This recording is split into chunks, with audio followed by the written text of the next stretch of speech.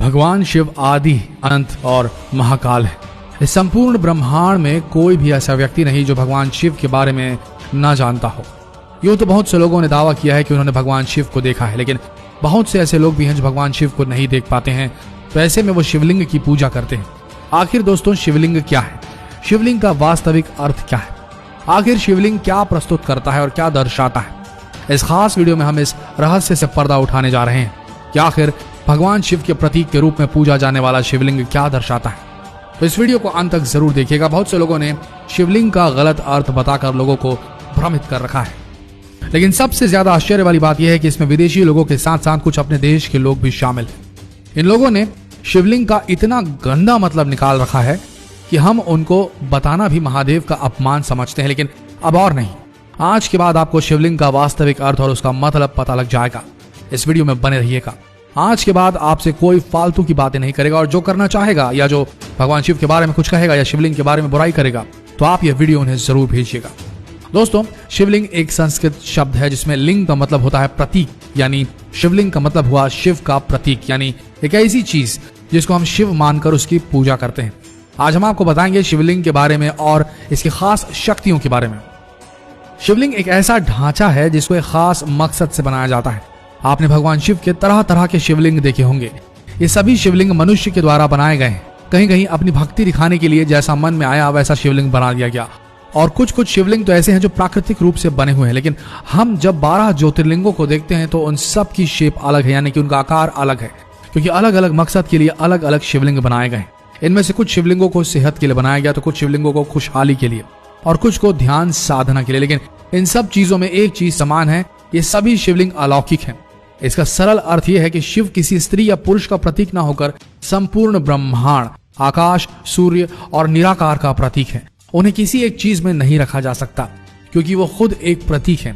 अगर आप वैज्ञानिकों द्वारा ली गई कुछ तस्वीरें देखेंगे तो आप पाएंगे कि हमारा ब्रह्मांड भी शिवलिंग से मिलता जुलता है। स्कंद पुराण के अनुसार है आकाश स्वयं एक लिंग है और शिवलिंग समस्त ब्रह्मांड की धुरी है। शिवलिंग अनंत है, इसकी ना कोई शुरुआत है और ना ही कोई अंत, इसलिए शिवलिंग का एक अर्थ अंत भी होता है। बहुत से शिवलिंगों को प्राचीन ज्ञान और शास्त्रों में दिए गए निर्देशों से बनाया गया है। जैसे कि हमने आपको बताया, शिवलिंग का अर्थ अंत भी होता है।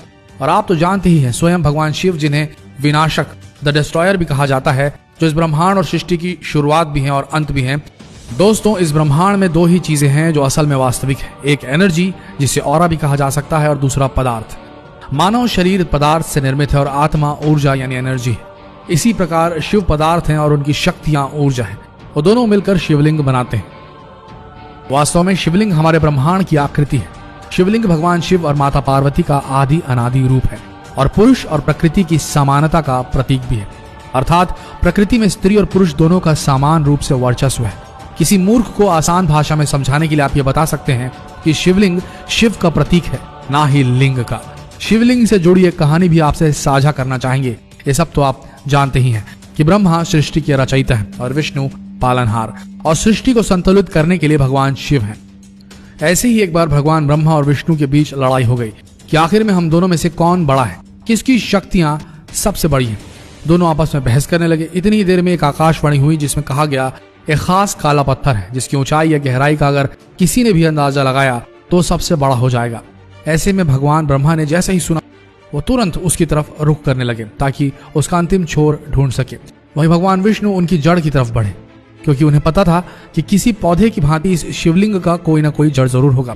वह दोनों लगातार उस काले पत्थर की जड़ और अंतिम सीमा को ढूंढने के लिए बढ़ते ही रहे।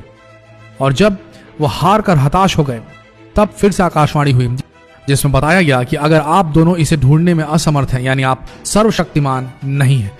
और उसी समय प्रकट हुए भगवान शिव, जो उस काले पत्थर के रूप में उनके सामने थे। यूं तो उन्हें काला पत्थर कहना बहुत गलत है, लेकिन आजकल के वास्तविक जीवन में हर कोई यही कहता है।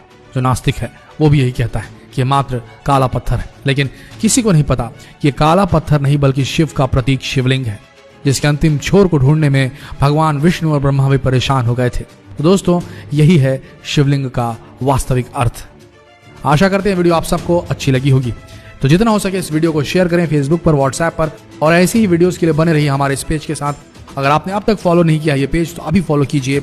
मिलते हैं अगले वीडियो में। धन्यवाद।